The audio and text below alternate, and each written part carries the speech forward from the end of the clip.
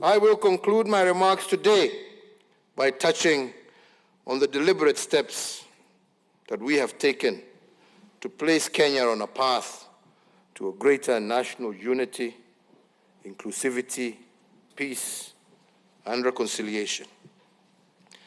In March of 2018, the former Prime Minister, the Right Honorable Raila Amolo Odinga, and I launched the Building Bridges to a New Kenyan Nation initiative.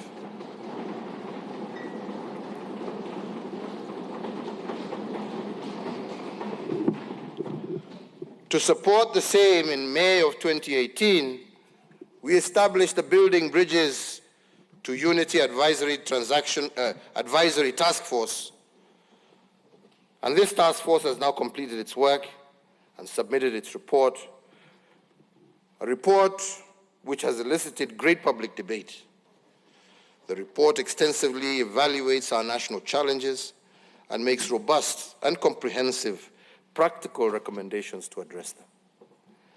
Indeed, as we progress to the next phase of this, I urge all Kenyans to constructively consider the recommendations therein.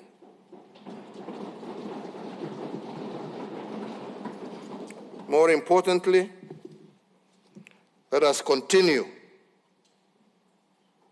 to address ourselves to these issues with a view to effecting far-reaching changes that will address the perennial challenges that we have faced as a nation, the challenges of negative ethnicity, inclusion, equitable development, and indeed our fight against corruption. Honorable speakers, honorable members, fellow Kenyans, like Moses in the Bible, who sat at the top of Mount Nebo and saw the future that the people of Israel were about to cross into the promised land, I too have seen our future. This is what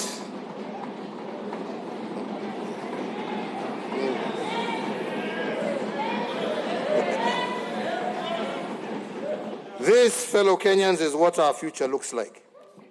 A Kenya where no one will ascend to a high public office on account of their tribe. A Kenya where no capable person will wallow in poverty because of poor governance. A Kenya where our potential as a people will be exploited for the greatness of our nation. A Kenya where we will all share equitably in this prosperity of our nation. I believe our future is bright. I believe the future is beckoning us. The future is here for us to take. Indeed, a future where truly justice will be our shield and defender.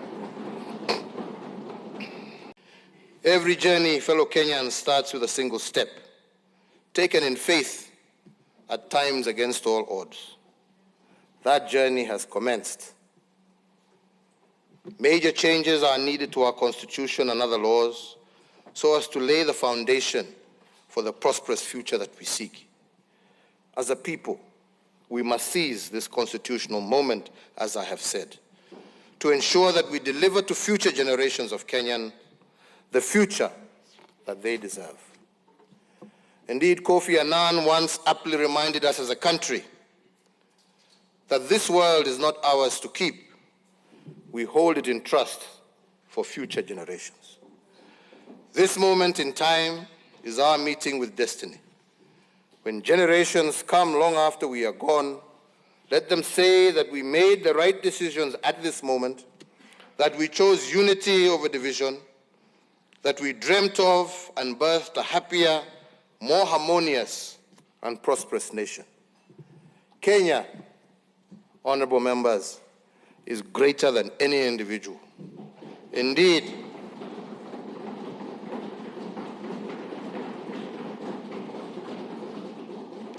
Kenya is greater than the sum of its citizens. We, honorable members, are a beacon of hope, an icon of peace and stability in a very volatile region. And we must be a role model for progressive African social democracy. These qualities are not inherent. We must continuously water them from the well of our national commitment to a better, brighter, and more inclusive Kenya for all. Honorable speakers, honorable members, finally, as we seek to grow our democracy and deepen institutional synergy within government, I challenge the leadership of our two houses of parliament to strive as much as possible, please, to resolve issues of concern by consensus building.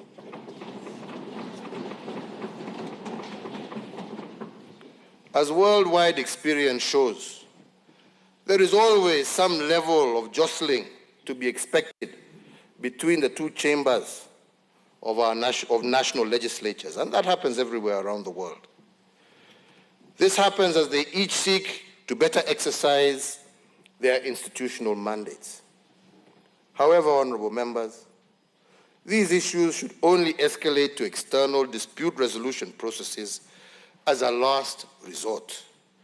Doing otherwise hurriedly compromises the legislative authority of the House. On our part, as the executive, we will always be at hand to aid in that consensus building and to foster internally mediated outcomes within Parliament.